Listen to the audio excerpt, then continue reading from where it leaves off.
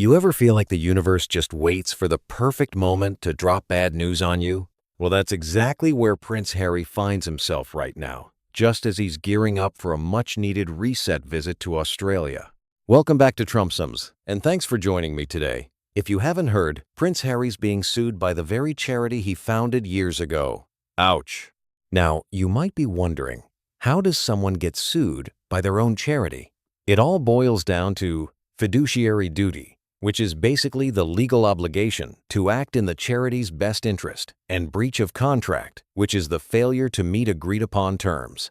Think of it like promising to bake cookies for a school fundraiser, then showing up with store-bought snacks and charging admission. This episode, I'm laying out the drama, the origins of the dispute, the fallout, and what it means for Harry, Meghan, and the monarchy.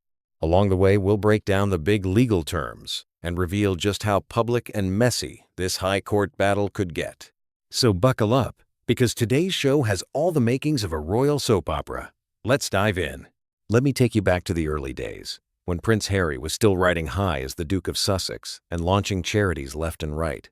The organization in question was meant to champion youth causes, with transparent fundraising and a heart for community impact.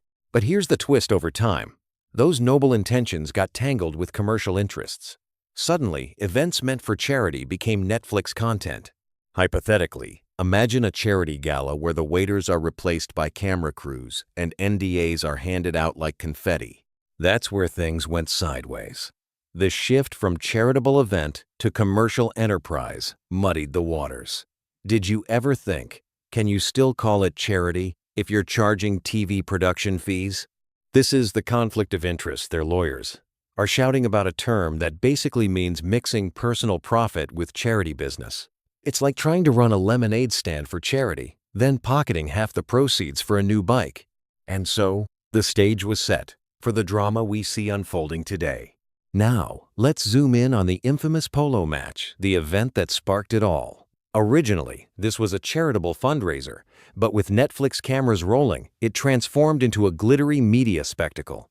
If you blinked, you might have missed the charity bit altogether. Imagine showing up to donate only to find you're an extra in a reality show. That's what commercialization looks like, and it's why the charity founder, Dr. Sophie, felt betrayed. Now you might say, why not just roll with it? Well, legal compliance, basically following rules set by regulators, doesn't allow much wiggle room. When you change the purpose of an event, the paperwork multiplies. Think of it like swapping out a school science fair for a full-blown TV series, complete with contracts and sign-offs. The fallout was swift. Resignations, public accusations, and mounting legal threats. The drama didn't stay behind closed doors, and suddenly, Harry's problems went global. If only someone had listened to advice, things might have played out very differently. Picture this: senior royals like Prince William shaking their heads as the headlines shift back to scandal. It's not just Harry's reputation at stake. The monarchy itself gets dragged in, and you can bet they're not thrilled. The problem for the monarchy is reputational risk, a corporate term meaning the potential damage to public image. It's like a family business tanking because one member keeps setting fire to the kitchen. Now, you might be thinking, can't Harry just apologize and move on? But with litigation looming and contractual obligations in play, there's no easy exit. This is playing out in the High Court, splashed across every media outlet. Even Dr. Sophie's claims from the new betrayal book add fuel to the fire.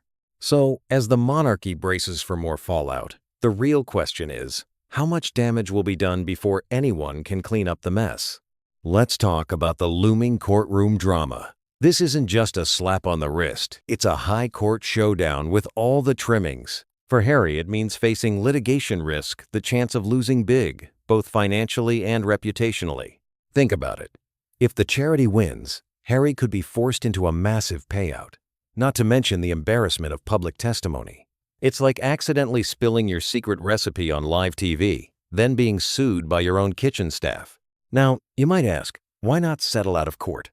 Sure, that's possible, but it's costly, and nobody really wins. Both sides emerge looking bruised and battered, and public opinion may not be forgiving. In the background, the charity itself is searching for financial backers to help fund the legal fight.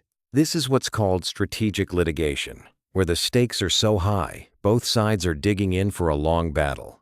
So, as the showdown approaches, Harry and Meghan are in for some seriously tough days ahead. All right, let's wrap today's saga. The 3 key takeaways? First, mixing charity and commercial interests leads to trouble. Just like combining oil and water, it never ends well. Second, public court battles amplify reputational risk, with every detail exposed. Third, ignoring advice and letting grudges fester can escalate a simple dispute into a full-blown crisis. So what's a listener to do? Take this as a cautionary tale. Whether you're running a nonprofit or just planning a school bake sale, keep your contracts clear and your intentions transparent. Next episode, I'll dig into the fallout for other charities tied to Harry and Meghan. Will their Archwell Foundation survive the storm, or is this the start of a wider crisis? Before you go, ask yourself, if you were in Harry's shoes, would you fight it out in court or seek a private settlement? That's a dilemma worth pondering. Thanks for joining Trumpsums. Don't forget to subscribe, and let's see if next time brings royal redemption or another headline-grabbing disaster.